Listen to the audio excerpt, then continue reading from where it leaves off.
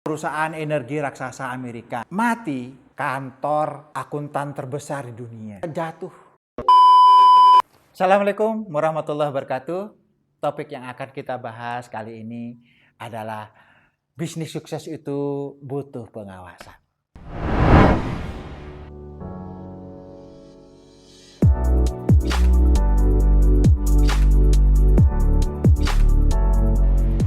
Sahabat muda, banyak bisnis yang dilakukan bahkan sampai menjadi bisnis yang besar tapi gagal, tapi mati. Membutuhkan pengawasan agar bisnis itu menjadi sukses. Apa yang dimaksud dengan bisnis pengawasan itu? Sahabat muda, kita lihat perusahaan yang besar saja. Ada perusahaan energi raksasa Amerika namanya Enron. Perusahaan ini mati karena kurangnya pengawasan. Enron laporan keuangannya itu memburuk. Kemudian dibikin bagus sama kantor akuntan terbesar. Namanya kantor akuntan Arthur Andersen. Dibikin bagus. Tahun pertama tidak kelihatan. Tahun kedua jelek lagi kinerja bisnisnya. Dibikin bagus lagi. Perusahaan raksasa yang besar ini bagus lagi beritanya. Laporan keuangannya dibikin bagus lagi. Begitu setiap tahun. Lama-kelamaan Enron ini ketahuan bahwa dia sebenarnya banyak masalah dalam keuangannya. Kinerjanya memburuk. Manajernya keluar dari Enron dan bekerja kepada perusahaan yang tidak sebesar Enron. Menjadi tanda tanya terhadap publik. Kenapa keluar? Sahamnya dijual, padahal perusahaan ini perusahaan besar. Sahabat muda, ternyata Enron itu tidak terawasi tata kelola perusahaannya. Begitu juga perusahaan besar yang bernama Arthur Andersen. Arthur Andersen ini dulu adalah the big five, kantor akuntan terbesar di dunia. Arthur Andersen juga jatuh karena kurangnya pengawasan. Arthur Andersen itu saking pintarnya dia bikin laporan keuangan yang jelek jadi bagus. Laporan keuangan yang rugi jadi untung. Dia saking pintarnya bikin laporan keuangan. Tapi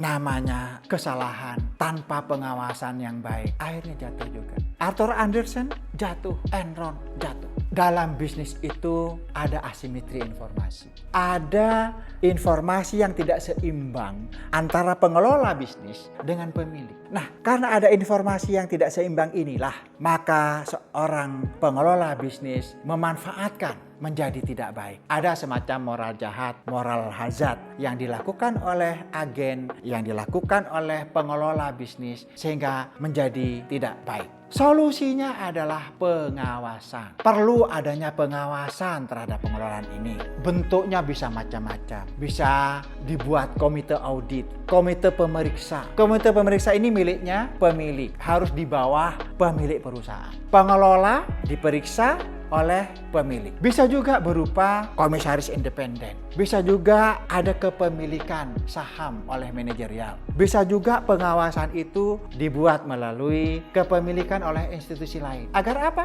Agar tata kelola dalam bisnis itu menjadi terawasi oleh institusi yang lain. Agar pengelolaan dalam bisnis itu menjadi terawasi oleh komisaris independen. Agar pengelola bisnis itu menjadi terawasi oleh komite audit. Komite audit ini letaknya di atas pengelola, di bawah pemilik. Karena pemilik perusahaan satu-satunya subsistem yang tidak mungkin korupsi. Satu-satunya subsistem yang akan melindungi perusahaannya. Kalau pengelola, karena dia adanya asimetri informasi, karena ada informasi yang tidak seimbang antara pemilik dengan pengelola, maka kemudian pengelola itu bisa memanfaatkan informasi yang tidak seimbang itu menjadi kepentingan pribadinya. Sahabat muda, apa yang menjadi kesimpulan? Bisnis yang sukses itu butuh pengawasan. Tanpa pengawasan, bisnis ini perlahan-lahan akan dimanfaatkan oleh pengelola menjadi bisnis yang gagal. Solusinya ciptakan pengawasan baik melalui pemeriksa oleh pemilik, melalui kepemilikan